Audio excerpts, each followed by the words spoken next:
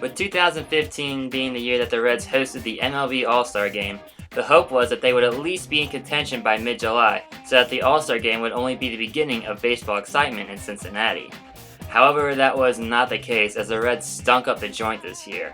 After the All-Star Game came and went, I started looking forward to the Bengals season because of how bad the Reds were playing. So why did they stink this year and end up in the lower half of the NL Central? Allow me to explain. The pitching for the Reds in 2015 was less than stellar. Jason Marquis had a horrible stint during his short time in the starting rotation, and Kevin Gregg routinely blew games during his short time in the Reds bullpen. Also, everybody not named Aroldis Chapman in the bullpen stunk. Homer Bailey, the only pitcher remaining from the playoff days for the Reds starting rotation, never even pitched in their regular season game due to Tommy John surgery. The few bright spots for the Reds pitching this year were the young guys who came up towards the end of the season. Guys like DeSclafani, Lamb, Finnegan, and especially Iglesias showed that this pitching staff could be a force to be reckoned with if these young pitchers pan out the way that the Reds hope. Another reason why this team performed so badly was because of the lack of hitting. With Devin Mesoraco's big bat out of the lineup due to injury, and Zach Cozart's all-star worthy season prematurely ending because of an injury, the hits seemed to be few and far between, and the Reds struggled all year with runners in scoring position. Bruce had problems hitting into the shift and essentially became an all-or-nothing batter in which he'd either homer or get out. The home run derby champ Todd Frazier's batting average and power nosedived after the home run derby, and he was never the same the rest of the year. Perhaps the most glaring problem, though, was the struggles of Billy Hamilton.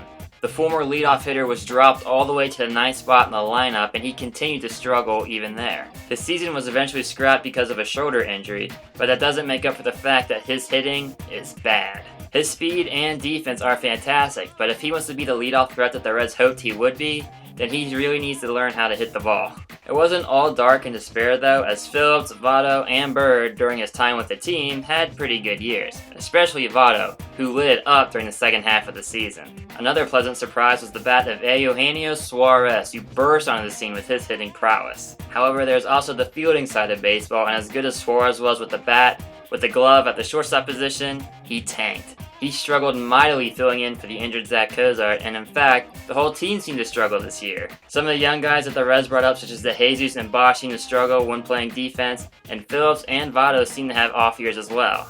That, to me, was perhaps the most odd thing to see this year, as the Reds, who have prided themselves on Gold Glove-worthy defense these past few years, struggled so bad in the field. So after listening to me rant about how bad this Reds team was in 2015, is there a reason for Reds fans to look forward to 2016? Well, in my opinion, yes. First of all, I'm a baseball fan and I love the sport, so I'm already counting down the days till the Reds re-enter Great American Ballpark.